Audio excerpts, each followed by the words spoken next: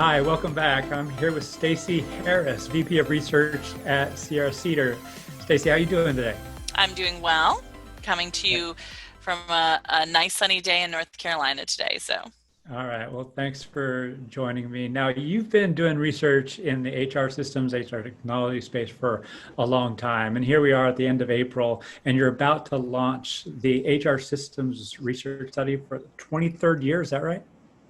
correct. Yeah. So 23 years now, we've been running the annual HR Systems Survey, and then which will end up being the 23rd annual HR Systems White Paper launched in October of 2020 at the HR Technology Conference. Cross our fingers, we all get to go to it. Yeah, cross our fingers is right. Yeah, but if not, it'll go to everybody virtually, so not a problem with that at all. Yeah, no, this is exciting because we're getting close to that 25th year, that sort of silver anniversary. But yeah, it's amazing to think that this research has been done for so long. Prior to me, many of you might know Lexi Martin, who ran it for 17 years, and I've run it now for the last 6 years. So. Really has become sort of a big part of my life, I think, like anybody else when you do something that long. So, Well, yeah, on behalf of the broader community, to the extent that I can represent them, thank you for the work that you've done, and Lexi yeah, as well. Just because it really is a foundation of our discipline. It's something that I look thank you. forward to every year. I learn something every time I interact with you, as well as the research. So, given where we are, given the reality out there with COVID-19, let's just jump right in. Mm. What are your thoughts heading into this survey? So based on the historical trends that you saw, what shift do you see, coming into being, or that you think will come into being? Yeah.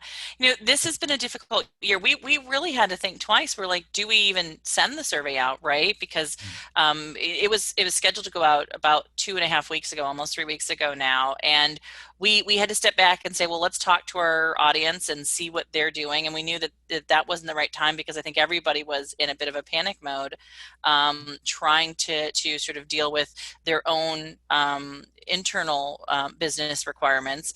But we've talked to a lot of organizations now, and yes, there's still a lot of people on the front lines who are battling the COVID and the challenges that are coming out of that issue. But from a research perspective, we have heard time and again that people are hungry for data to try and help them make decisions, right? We're at, here in the United States, about 20% almost, right? Unemployment right now. And organizations are making really difficult decisions about, skilled workers and, who they're going to keep in the organization, who may not be staying in the organization, what projects they can continue forward with, what things that do they absolutely need to continue forward with.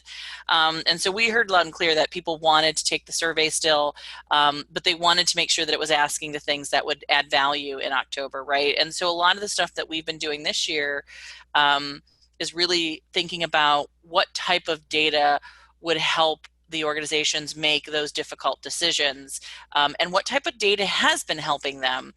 So a lot of the new questions we added this year are around HR service delivery, which is a big issue right now.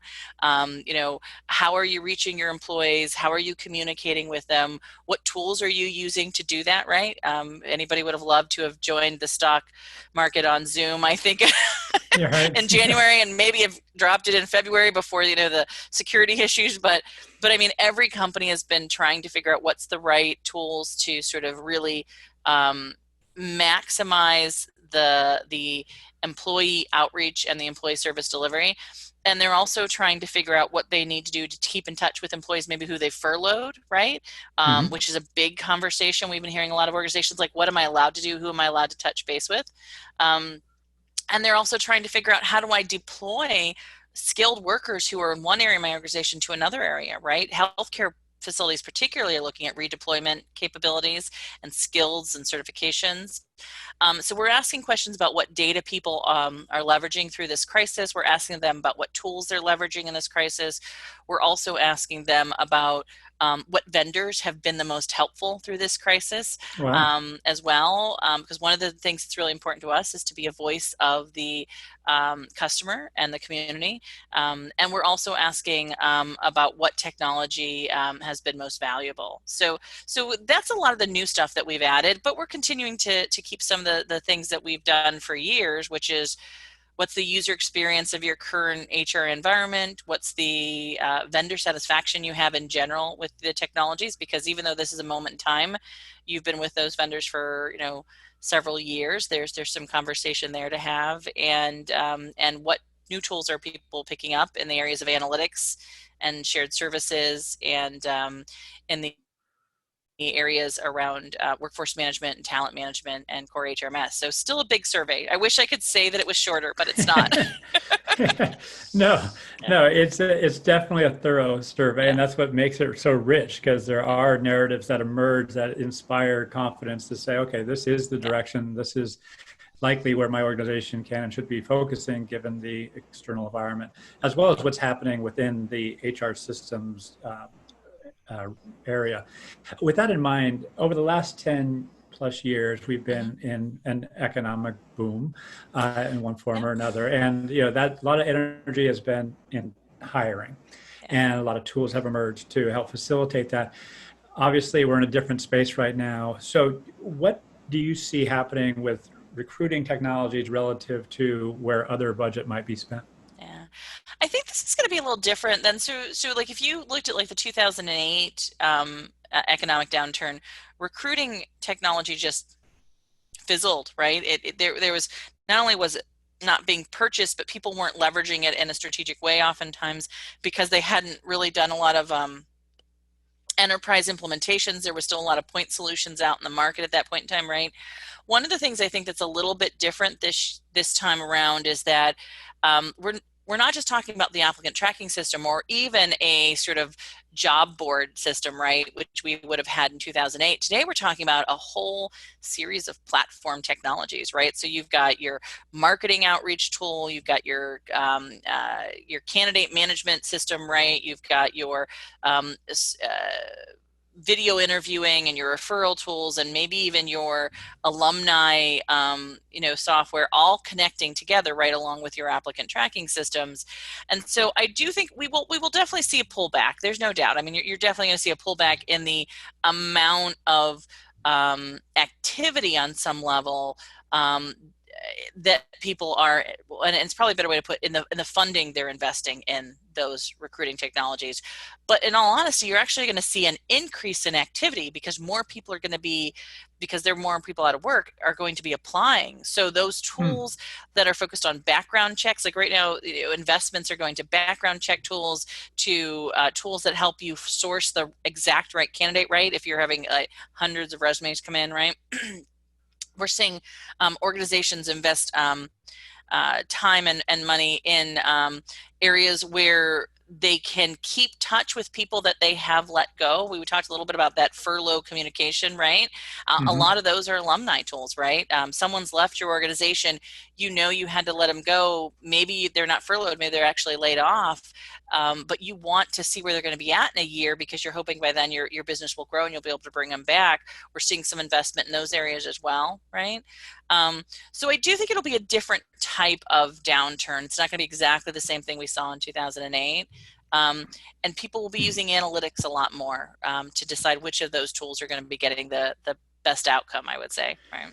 Yeah. Well, I appreciate you throwing out some bait for me, but I'm not going to take it quite yet. What I will ask you is this around the actual decision-making process by which to select these tools, because, and I'm just going to throw out a way of thinking about it. If we go back to 2008 and that downturn, there was functional set of tools that were there to stand up or create or improve a certain process, hiring, for example. Now we have arguably question or theme-centric tools where, hey, gosh, I have a redeployment challenge. What tool can help me do that? So that's kind of coming from a different angle, which I believe that nuance can be valuable. And I think, again, my own bias is it's appropriate given where we are. So then it assumes that someone within HR, someone within operations, someone within IT actually is aware of the array of tools that can help facilitate answering and solving that problem. Yeah. So can you speak to what the like optimal decision making governance body, if you will, is here in 2020 in response to Yeah. COVID-19 and beyond? That's a tough one. Actually, I was just talking to someone about this actually today. We're going to do a webinar for iRoom tomorrow on HR system strategies. And the governance conversation is the one area where I still think we haven't quite gotten the answer right in HR technology yet, right? I think we have the plethora of tools, and I agree that they are now focused on specific um, outcomes we're trying to achieve in the organization, which is exactly what you were talking about.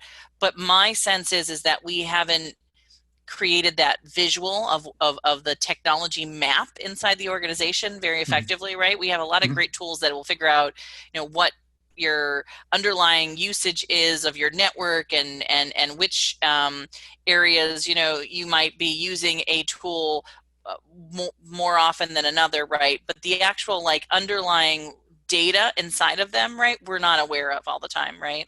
And so I think what this actual crisis will do for us is it's going to throw into relief something that no one has probably really thought about effectively, which is the role of data management in a way Mm-hmm. that we've never, I think, really thought about it, because it's not just important to know what recruiting systems you have, right? And what data might be in that one recruiting system. It's really critical to understand, is that data updated? Is it clean? Is it integrated into something else? So if I'm furloughing half my company and I have to abide by GDPR laws, right?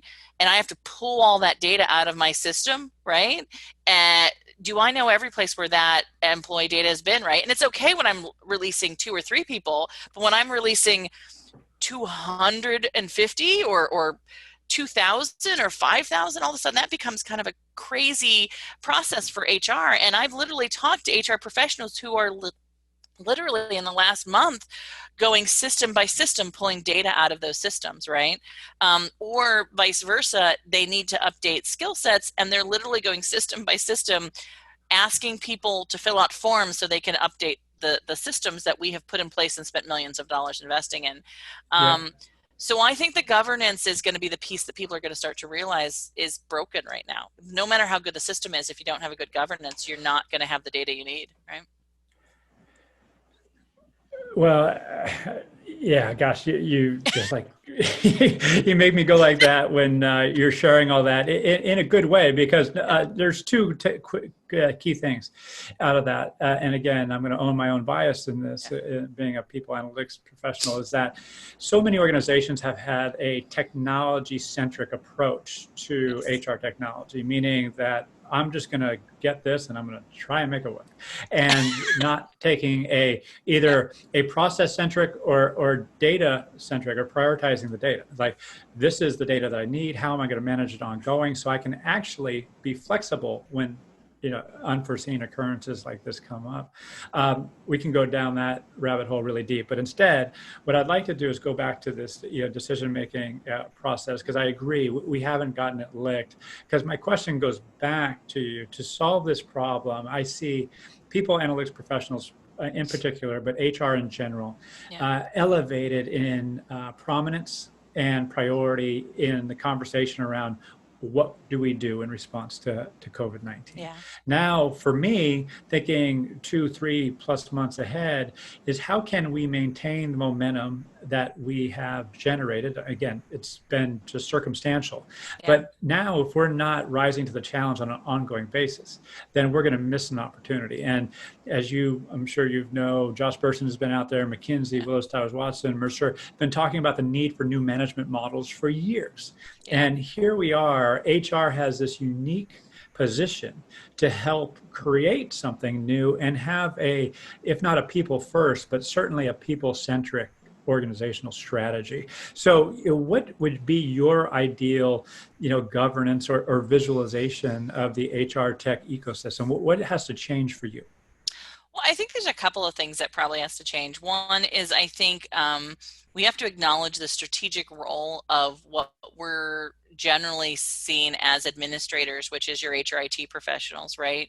And HR information management professional who has the ability to oversee the entire sort of matrix of HR technology is more than an administrator, right? And I think that that's one thing that has to be sort of brought forward to the market, is to understand that um, when we think about implementing all of these new technologies, there has to be a role that oversees them.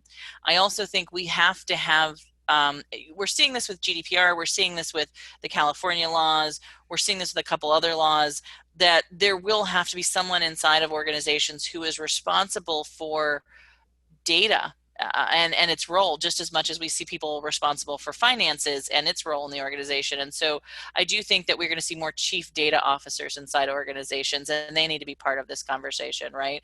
Or at least someone whose role is to oversee that if they sit under finance or they sit under IT.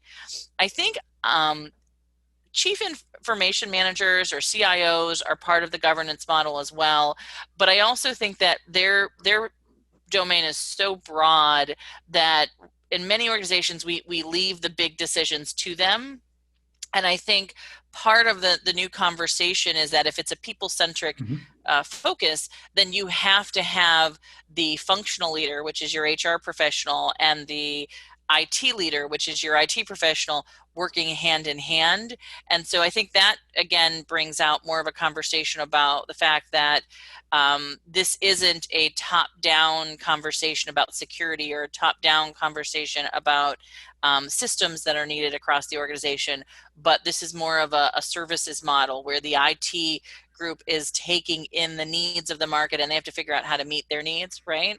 And so from my perspective, those governance models where a shared service center or an IT shared service function views HR as a customer or client, those work the best in the data that we're seeing in the outcome driven environment, because then HR is leading the direction of outcomes they're trying to achieve. In the situations where IT is the primary voice and HR is basically relegated to a place where they're putting in their requirements for functionality, that's when we end up with situations where systems don't talk to each other, or we have rogue departments buying things.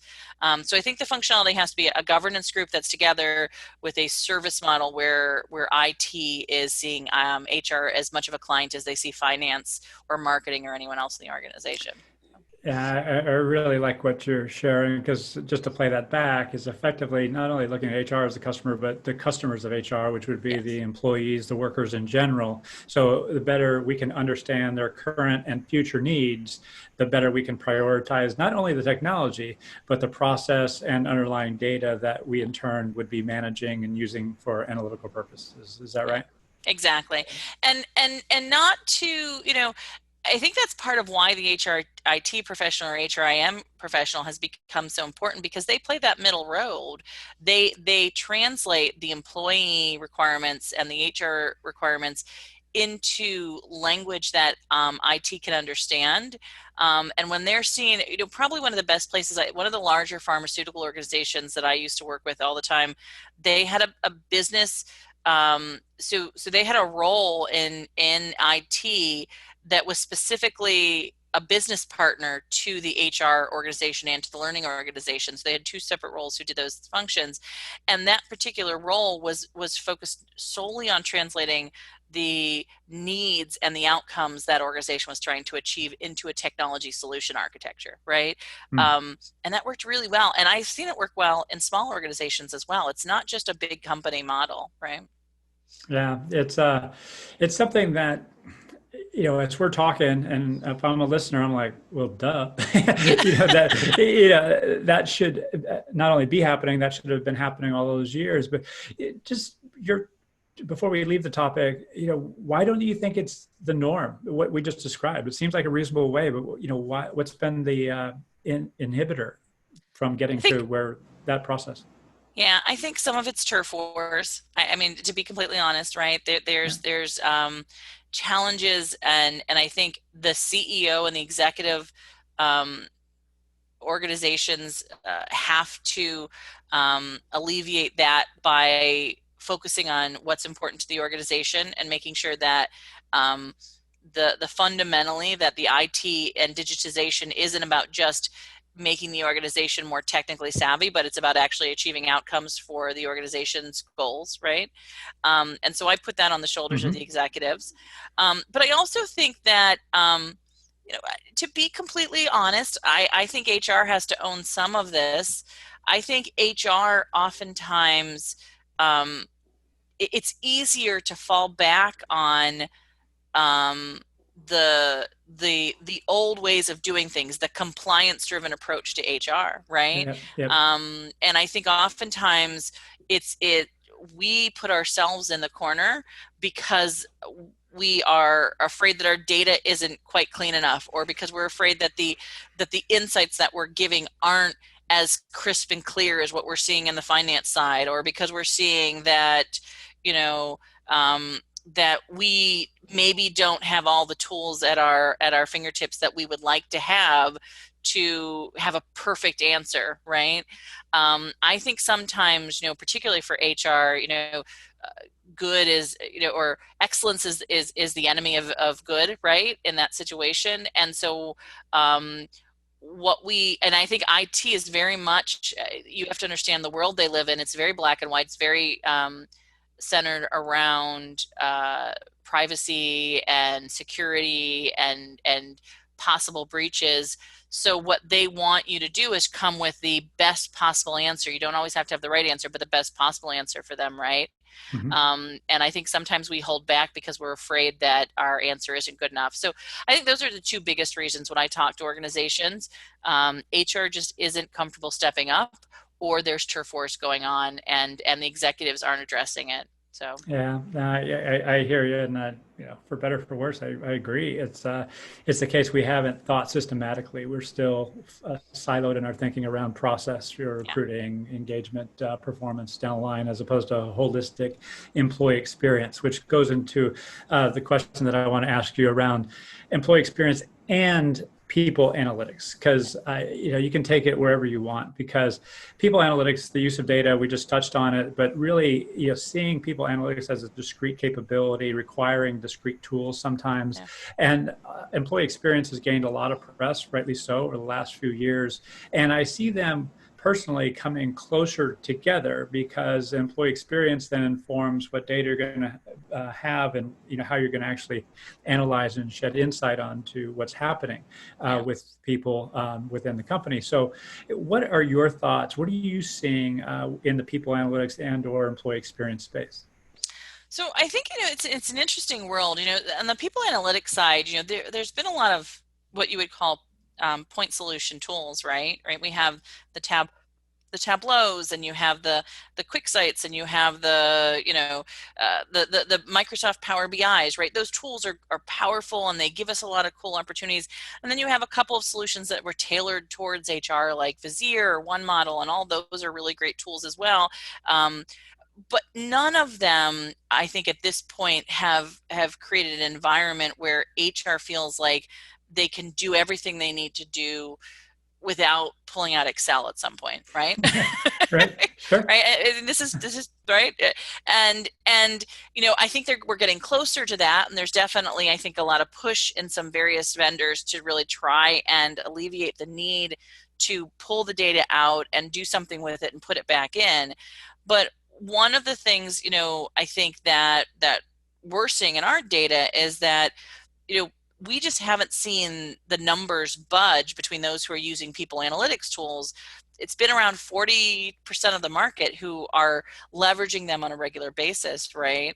For the last several years. It just hasn't grown dramatically.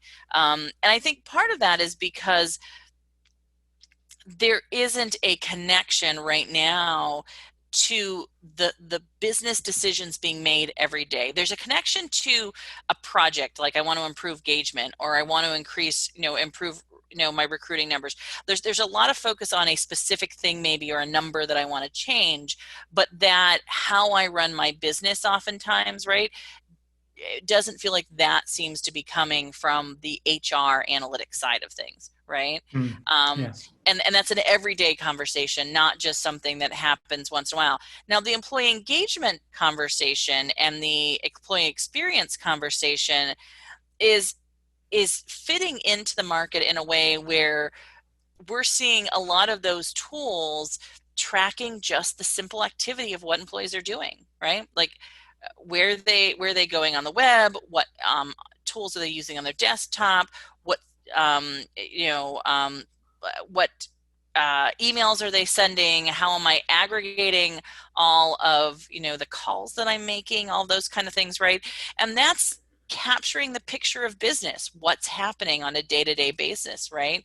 And so what I think really has to happen to make these two worlds work better, they are coming closer and closer. I think examples are where we're seeing some really interesting things go on with organizational network analysis and that kind of stuff, right? But I think what really has to happen is that the analytics tools have to figure out a way to capture that constant data that's being generated in the experience places, right? And give that data back to me in a way that I can make a decision on it, right? Mhm. And until they can do that every day, every week in a way that is not just a project, then those two worlds always seem to be a little bit disconnected, if that makes sense, right? And I think that's the challenge Yeah. we're seeing. Yeah. Well, and that challenge, and you've kind of answered my question, is therein lies an opportunity as Yeah. well, right? That if you do bring them together, you will be able to better understand not only the employee experience, the underlying data by which to Yeah. analyze it, and you can identify the customer of the insight, and they can have anticipate what's forthcoming. Because many in our discipline, people on the side is have gone with the big aha approach, and that Yes. just doesn't work. No. And so, again, what would be your ideal future state in terms of people analytics and employee experience and HR systems? Do you see, and this goes back to our governance, conversation, what's the ideal scenario there? Is it similar, starting with the business problem and then working back, or what would you advocate? Yeah, that's an interesting one. We ask a series of questions every year about, what are you actually using your BI and analytics tools to accomplish inside the organization, right? And 56% last year basically said we're using it to manage compliance issues, right? And just I think it was I want to say 18% said we're using it to manage workforce productivity, right? Yeah.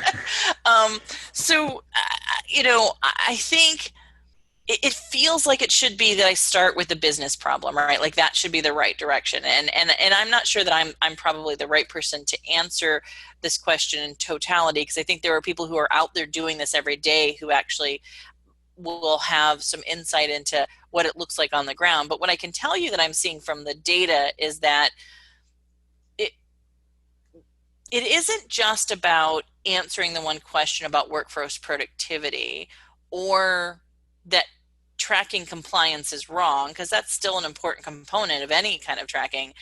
I think what it really comes down to in our data is, how do decisions get made in your organization, right? And when we look at what we call data-driven organizations, right, we have a series of things that we track. And not every organization who says they're data driven is, right. Like we don't actually ask them if they are. We do this based off of what metrics they're using in their HR reporting, and we do this based off of who actually gets access to the HR analytics tools in their organization, like what percentage of managers do.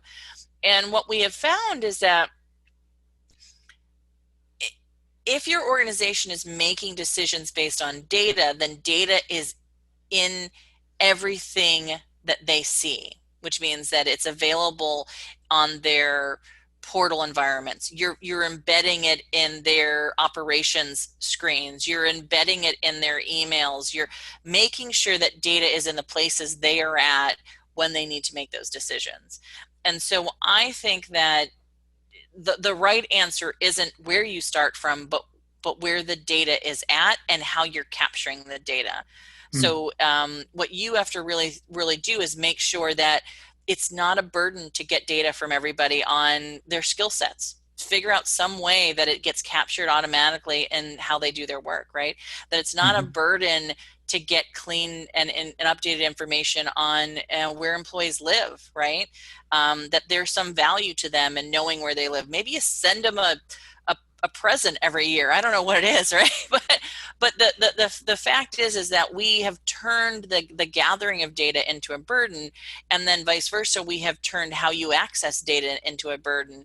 And so those two challenges means that I just don't go and do it, right? Mm-hmm. And so no matter where you start from, if I can't get to it, or if I'm not able to put the right information in, I can't answer the questions, right? Yeah, and I think that's very well said, and it speaks to, the fact that, hey, there is an employee experience, and if we're attentive to that, and it is overly cumbersome, that's going to compromise it. Therefore, we're not going to do it. We're going to find another way. That takes creativity, that takes some innovation. Sometimes it takes new tools. So no, I love the narrative you're putting forth. So there's one more theme that I want to touch on before we wrap up here, and that's one of well-being. Here we are, in this state, people are stressed. There's a lot of anxiety. There are a host of tools that can help shed light into this. Some are, passive data collection like ONA tools. Other are more overt, like survey tools. What are you seeing, or what do you think will emerge with well-being and employee listening and that type of thing? The well-being conversation, right, sort of is a funny one, because they don't make their money off of people being well, right? They make their money off of people consuming content, right? Yeah. Yeah. So, and getting work done. Yeah, absolutely. Yeah, exactly. Right. Yeah. And so, so it's an interesting conversation about, and I actually meant like the vendors who are selling and pitching those, right? Like Okay. Yep. they're making money off of content being consumed and users, sort of accessing it.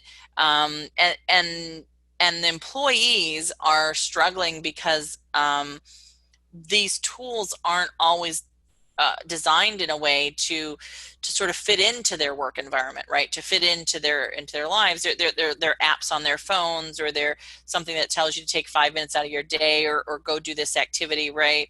Or but what I'm most worried about right now is what doctors will actually accept me if I've got COVID symptoms, right? What I'm most worried about right now is if I'm being furloughed, how long is my healthcare last, right? Mm-hmm. And so I think we've this challenge of well-being has been sort of, in the world where we're in, it's been basically turned into a content conversation, right? And what it really needs to be turned into is how does it actually help the employee feel well? It sounds really silly, doesn't it? Right? No, it's totally reasonable, actually. Right? It's like, what are the stresses that are on my shoulders that I need to take Yeah. care of? And I can promise you, as much as meditation is great, 10 minutes of meditation is not going to fix my issue if I've been furloughed, right? Yeah, right, exactly. So I think, I think we need to rethink this industry a little bit. I think we need to think about it in terms of employees and what they're trying to achieve in their life. But I also think we need to take an opportunity to figure out, if we get it right, the data that we'll get in return will be more valuable than we can imagine, right? And so I think the challenge right now is that the model, the business is based off of how much money we can make it off of content and reuse and activity. If we can change the dynamics where we're thinking about the value being off of what that data can share for us as a company, and how we can make better decisions for the employees, and how the employees themselves can make better decisions, the value of that, then maybe we'll invest in tools that actually help the employees and help them, when they need it and where they need it. So Yeah. I'm sorry. No. I'm a little cynical on this particular No, topic area. I think you're just calling out a difficult balance. That is a real conversation between, on the business side, you have business needs. You need to make money and service customers, and then you have, the well-being needs. And oftentimes they're at stark contrast. And similarly, from an employee perspective, I would love to meditate and play beach volleyball all day, but I have to work, so, what is wellness actually look like for me as an individual? Does it look at a team level? I just know personally that it's important, and Yes. there is a responsibility for businesses and HR specifically to help facilitate awareness and appropriate responses. I think Josh Burson has put forth a very eloquent narrative on not only the virtue, but the good business sense of empathy and looking out for employee and worker well-being in general. It's just, again, it can get very esoteric, to your point. Yes.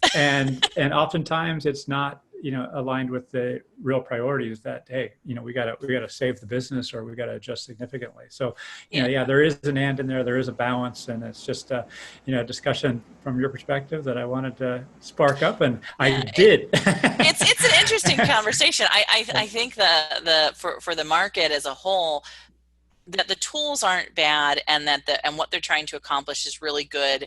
I do think that we have to make sure that we are figuring out ways that the end users can leverage them to improve their lives, not just make us feel good because we've got 20 clicks, right? Well said. We'll leave it at that. Mic drop. Well, Stacey, it's always a pleasure speaking with you again. I learned something today, as I always do when we speak. So I appreciate that, again, personally, what you do, as well as on behalf of the community, if I may. How can people learn about this short little survey you got going? Thank you for calling it short. I appreciate that. You're welcome. We won't. We are probably not the shortest survey, but it is very easy to access. Just go to sierracedar.com and click on the research button, and right there is a page where you can sign up to participate. We will be launching the survey in the next 2 weeks for everyone, and everyone who participates gets a mini benchmark, and they also get early access to the research. And we also, if you are interested in, we also do a webinar in October at the same time that we deliver the presentation in Las Vegas. So those are all things that are made available to everybody who participates. But yeah, and if your community is interested in providing any feedback, I always love to hear insights on things people would like to know more about, what research elements were valuable. So we're very excited when we get feedback on the research as well. So that's a big part of the process. It's a community effort. It's not something that I sit in a room and Amy, who works with me, we don't just sit there and say, oh, what questions are we going to ask? We do a lot of sourcing of different communities, and your community is one of them. So definitely, if you have any feedback for me, you can reach me at Stacey .harris@sierracedar.com, or you can reach me on LinkedIn as well, and Twitter under Stacey Harris HR.